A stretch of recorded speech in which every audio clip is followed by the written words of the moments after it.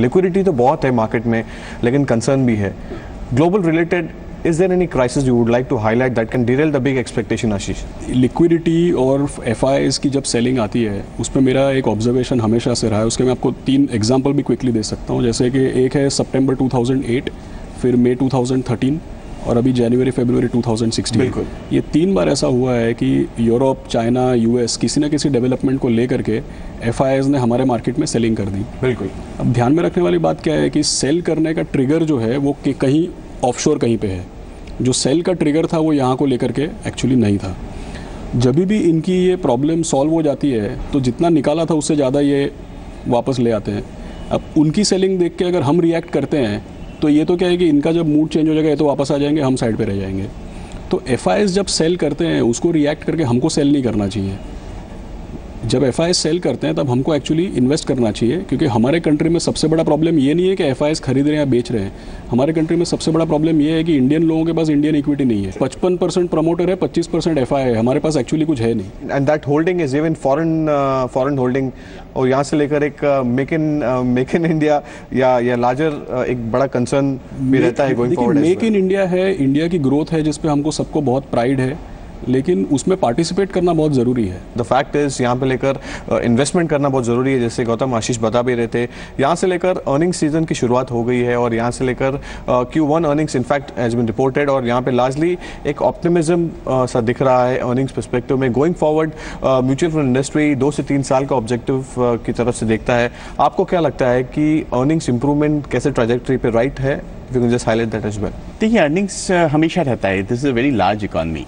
अगर हम एक इंडेक्स का अर्निंग्स देखें तो शायद वो एक लेवल पे गलत भी हो जाता है, क्योंकि index is just a representation of the past and it's a artificial construct. तो इंडेक्स आपको ये बतलाता है कि लास्ट 5 साल में ये कंपनी मोटा मोटी अच्छा की है, इसलिए इनका अब उनका अर्निंग्स क्यों देखें.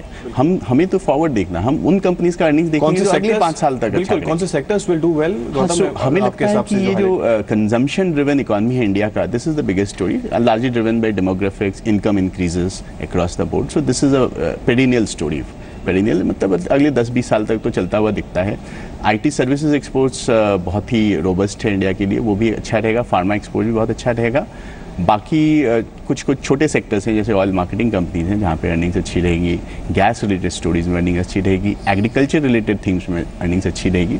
Investment side of the economy में पिकअप शायद थोड़ा सा अभी भी डिले हो सकता है, बट उसमें भी I think the worst is over. So one should look for science of recovery. In fact Gautam, जैसे आपने बताया यहाँ पे कि the sectors will do well, आपको I'm talking about the pharma industry और यहाँ पे एक larger concern बना हुआ है from the US.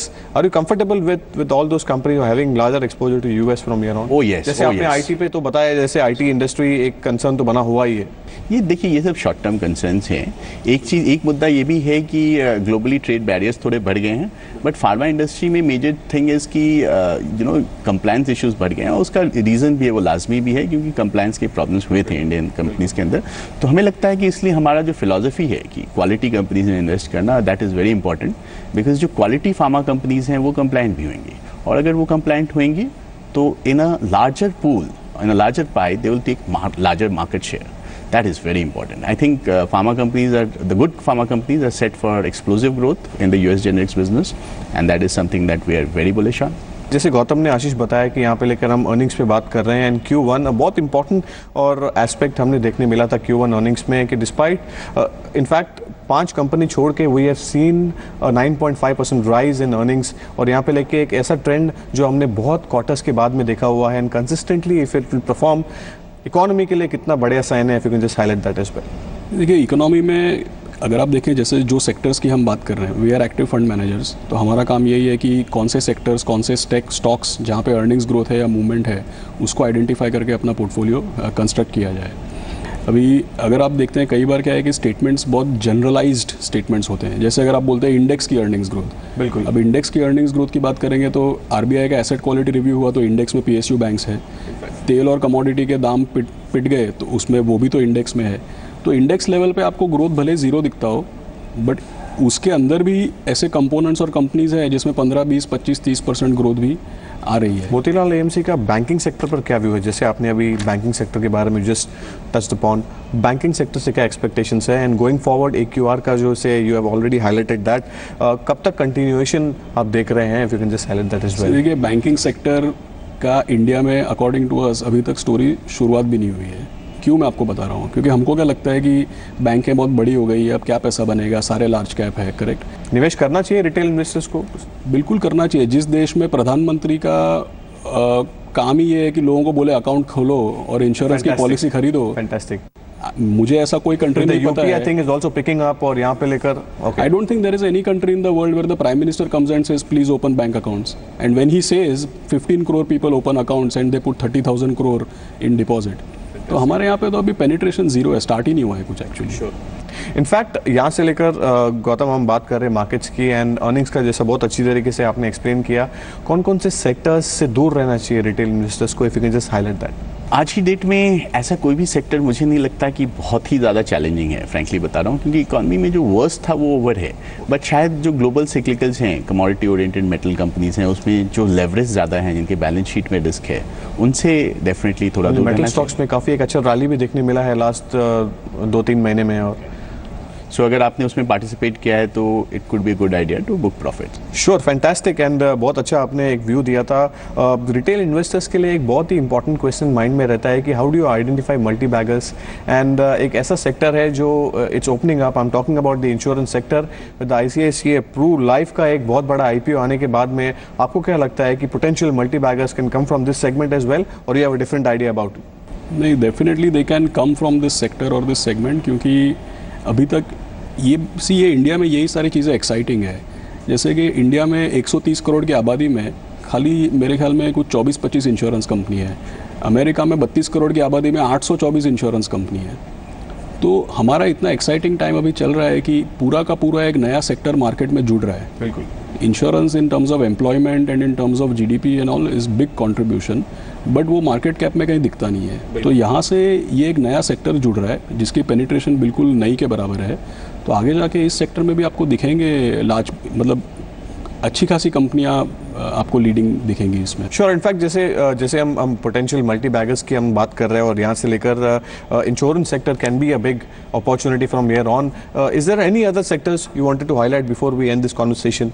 ये सेक्टर्स तो बहुत हैं। कोई भी consumption, domestic savings oriented sector की अगर बात कर लें, वहाँ पे मल्टी बैगर्स ज़रूर क्रिएट होंगे। तो इंडिया ऐसा कंट्री है जहाँ पे मैंगो जूस से लेके इंश्योरेंस से लेके कॉर्पोरेट बैंकिंग, हर सेक्टर में मल्टी बैगर्स क्रिएट होने वाले हैं, इसमें कोई डाउट नहीं है।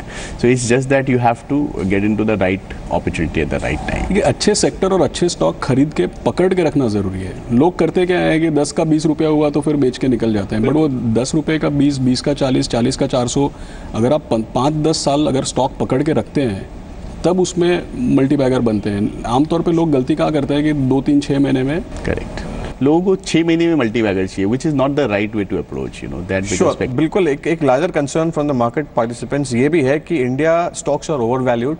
अगर हम इंडियन स्टॉक्स की अगर हम बात करें तो अभी recently Credit Suisse has recently in a report said that India is in the expensive 4 club. The other 3 are Philippines, Indo and Malaysia, and Nifty is trading over 18 times 1 year forward earnings. तो ये situation को आप retail investors के लिए सरल भाषा में कैसा एक्सप्लेन करेंगे? देखिए, उनका बिजनेस उनको डिक्टेट करता है कि they do this kind of relative comparisons, but हमारा काम है एब्सोल्यूट बेसिस पे वैल्यू ढूंढना, राइट, इरेस्पेक्टिव ऑफ वैल्यूएशंस। जैसा मैंने कहा कि सेंसेक्स का अर्निंग्स भी कहीं ना कहीं बहुत ज़्यादा मायने नहीं रखता, उसी तरह सेंसेक्स का वैल्यूएशन भी कहीं ना कहीं बहुत ज़्यादा मायने नहीं रखता। हमारा काम है इरेस्पेक्टिव ऑफ वैल्यूएशन वैल्यू ढूंढना, जो हम करते हैं।